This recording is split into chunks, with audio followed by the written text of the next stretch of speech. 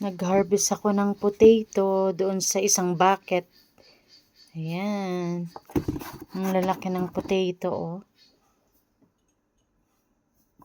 Yung iba maliliit. Ito yung maliliit. Yung iba malalaki. Ayan.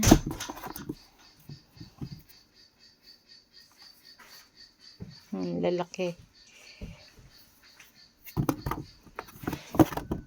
Hindi ko ina-harvest lahat kasi pag in-harvest masisira lang, kaya konti-konti lang.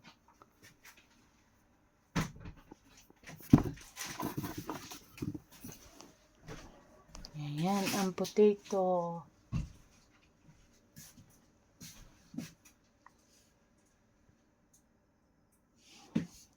Potato kayo dyan.